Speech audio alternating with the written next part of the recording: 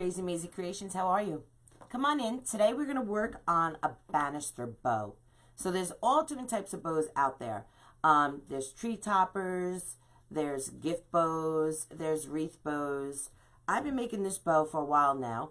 These are the bows that I put on my banister that go into my house, up my stairs and around. And I also put them outside. They're a nice size bow. They're full, and it's just something different. So we're going to get started, okay? So we're just going to do a basic one ribbon banister bow that I use during the holidays. I'm using my Pro Bow the hand, the large, okay?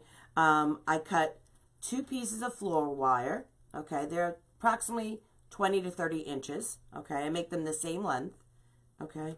And I have my fluff box. We're going to use a red traditional velvet 1.5 inch ribbon. I love this. This is what I use every Christmas. I love it. It's just gorgeous. It's traditional. It's one of my favorite ribbons. Okay, so let's get started here.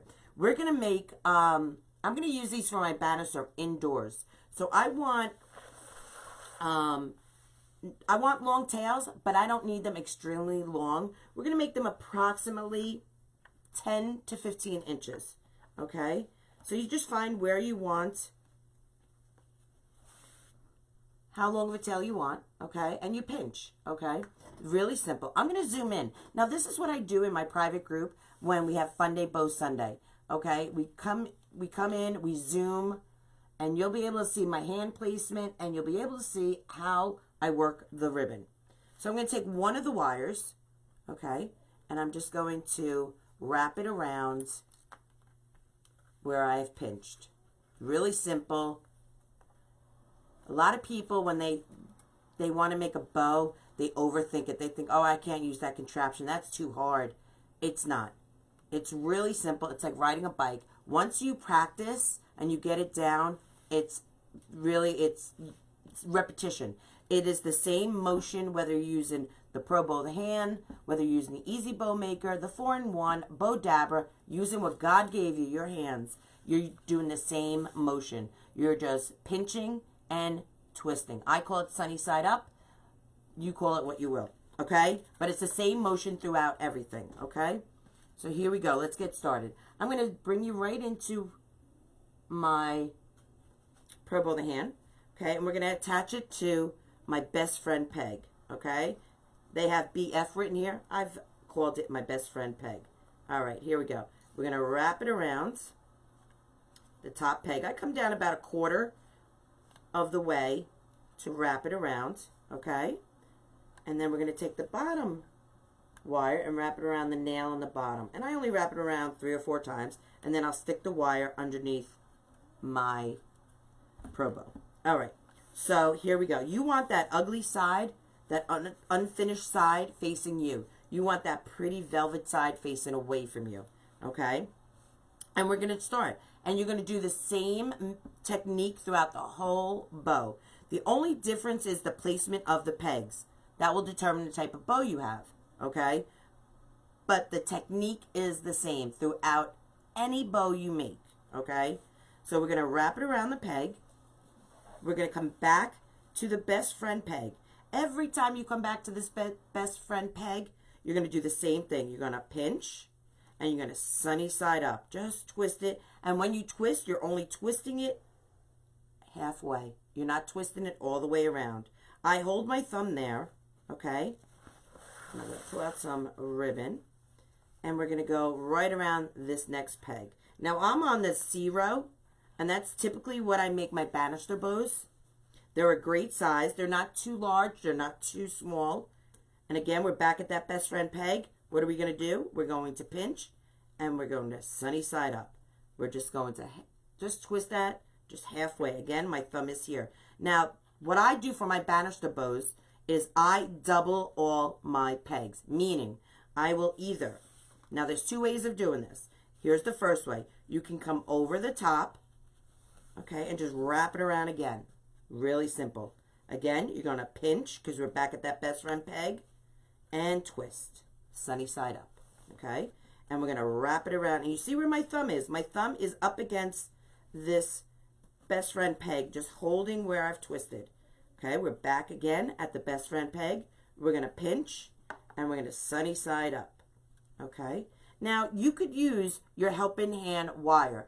I tend to use it, to me, it's just security. Okay, now typically the helping hand wire is there for you when you're using different ribbons, multiple ribbons. I use it more for security. So if my main wire breaks, I have this as a backup. Now you don't necessarily need to use it, okay, unless you are using multiple ribbons. So I just bring it in like you just saw me. I bring it in, I bring it right in front, and I twist it off one time. You don't want to keep twisting and twisting. You don't want to build the bulk here in the middle, okay? So you saw what I've done. I've done it twice around the first peg. We're going to continue that throughout these next 5 pegs. And it's the same motion. We're just coming around. We're back at that best friend peg. We're going to pinch. We're going to sunny side up. And we're going to come around this next loop. And it's that simple. Okay, we're going to continue that till we're at the end. We're going to pinch. And I like to pull out my ribbon, okay, so it doesn't twist when I'm making the bow. We're sunny side upping, okay, and we're going to come again. Now, you saw me wrap around here. What you can do next, okay, if you didn't want the wrap around, you can lift up your loop, okay, and just put it right next to that peg, okay, and you can do it again right there, okay. That is the other way of doing a double loop, okay. Again, you're just going to lift this loop up, move it over, and we're going to put another loop right next to it on the same peg, okay. We're going to come back to that best friend peg. We're going to pinch. We're going to sunny side up, and we're going to tie it off with that helping hand wire. Just one time, one twist, okay. Really simple. And we're just going to continue. This helping hand wire also frees up your hands, so you're not having to hold it, okay? We're going to pinch, we're going to sunny side up, and we're going to go to our next loop. We're back at that best friend peg. We're pinching, we're sunny side upping, we're going to layer it over. Now, you could determine which way you want to go, if you want to layer it over or move it over. Either way is fine. The bow is going to come out perfect and exactly the same either way. Okay, we're layering it over. This is really some gorgeous, gorgeous ribbon. We're sunny side upping, and we're pulling our helping hand wire. Now, I want to show you the most important thing in creating the bow is keeping your wire, this wire, your main wire, in line with your best friend peg. You don't want it all zigzag and wonky, because then your bow, when you go to fluff it, is going to come out wonky, and it won't come out, you know, symmetrical and, you know, big, fat, and juicy. So that's a little tip that will help you. Okay, so we're just coming around here again. And you don't want to pull too hard. When you pull too hard, you'll know you're pulling too hard because your loops will want to start coming out of the pegs, okay? So try not to pull too hard, but yet you want a little bit of tension, okay? You don't need extreme, you know, you don't need to white knuckle it. We're just looping, and we're pinching because we're back at that best friend peg. We're sunny side upping, and we're going to the next one.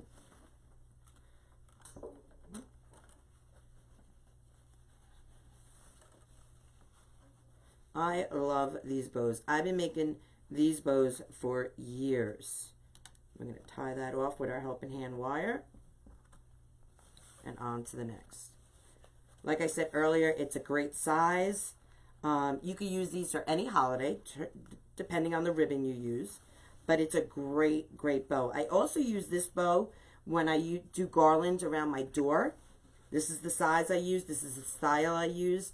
So I'll do them in both corners of my doors or archways of my home.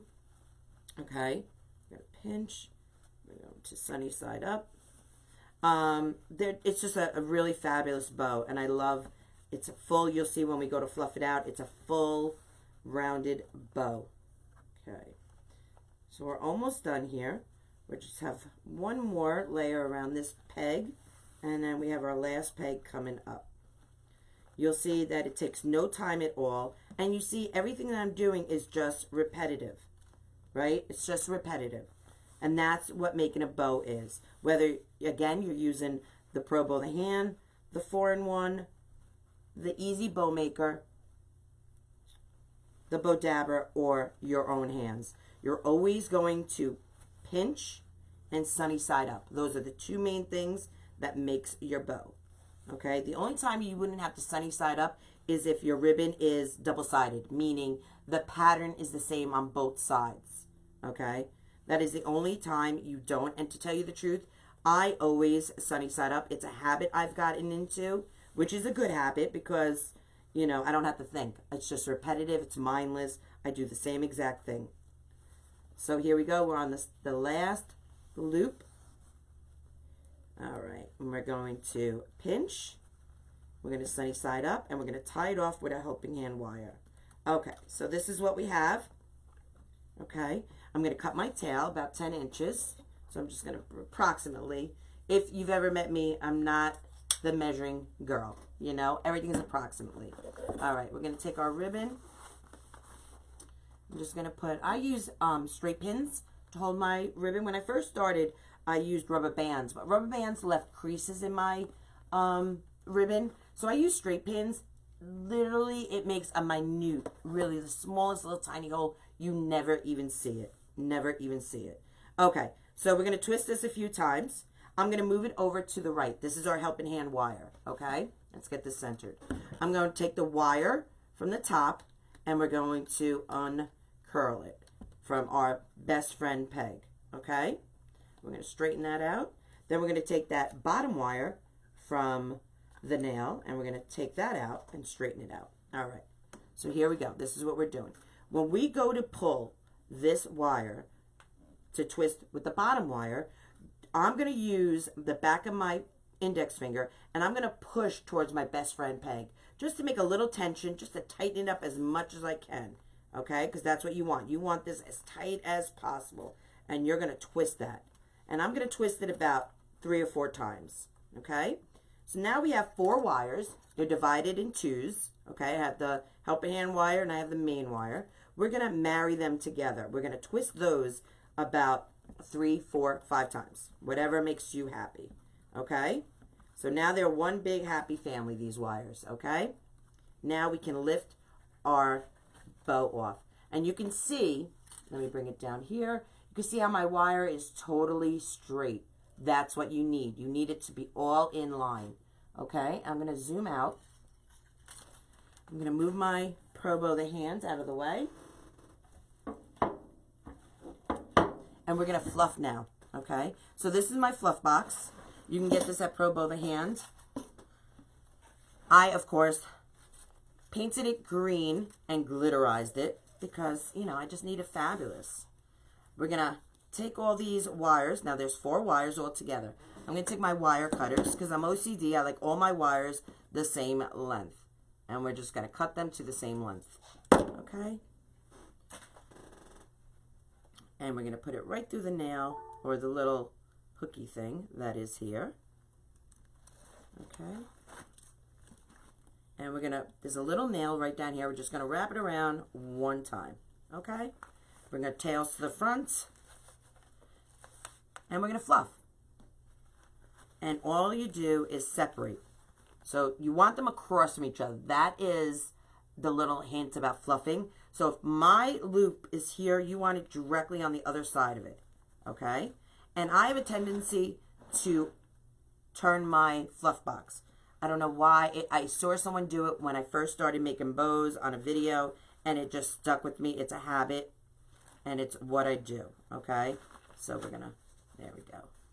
Okay, and they're directly across from each other. And we're just going to continue to fluff. And I use my 4 fingers. I put in here, really nice.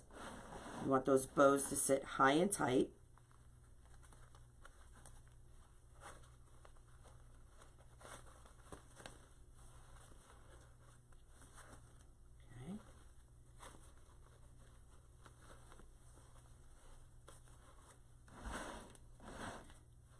Now, this is another great bow that if you wanted to put on like a big gift that you were giving someone, this makes a statement. This is a great statement bow. This ribbon is like traditional Christmas. It's gorgeous. It's my go-to. I buy it every year, and I buy it in large quantities because I do make custom bows. I have a lot of bow orders that actually started now in September. And you will see them in my Etsy shop as well. So like I said earlier in this video, if you are interested in learning how to make bows, in my private design group, we do every Sunday have a Fun Day Bow Sunday. And again, I go slow. If you have any questions, I answer them. You know, I show you step by step how to place your hands, how to place the wire. You know, I really go in detail. There we go. All right, now we're coming up to our smaller loops. And don't be afraid to pull your bows. Since we do have both those wires, the helping hand wire and the main wire, don't be afraid to pull your wire. Now we're on the last one. We're going to see how gorgeous this bow is. This is a gorgeous, gorgeous bow. We're going to fix our tails. All right. I'm going to take it off the fluff box. Gorgeous, gorgeous, simply gorgeous. Love. This is my favorite holiday bow. And it's great for all banisters, garlands, and archways. Let's move that out of the way. And let's fix our tails.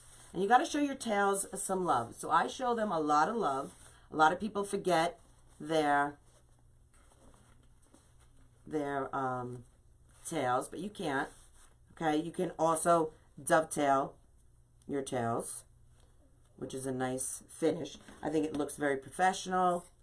It's a nice finish to your bow. Okay, and all you do is fold your ribbon. Okay, fold it in half, just like that. You're going to take your scissors from the outside edge to the top corner where the wire is on an angle. You're just going to snip. And what it gives you is this gorgeous, nice, let me turn the ribbon the correct way, dovetail. Really, really nice. It just gives it a nice professional finish to your gorgeous wreath. You're going to do all that work, and look at that. Isn't that gorgeous? Really, really nice. So this is the bow. It's called the Banister Bow. I use it on all my garlands, going down my banister, inside my house and outside my house for the holidays. I hope you enjoyed this tutorial. If you want to see more, please check out Krazy Mazie Kreations on Facebook. You can also check my private group. It's Katie's Clubhouse VIP. We go live twice a week in the Clubhouse. Every Sunday, like I said, for Fun Day Bow Sunday. And every Tuesday, we do fabulous designs in there. And we also have Zoom calls. And it's just a fun learning place with like-minded people. And we just have a good time just designing and inspiring. So I hope you enjoyed this tutorial.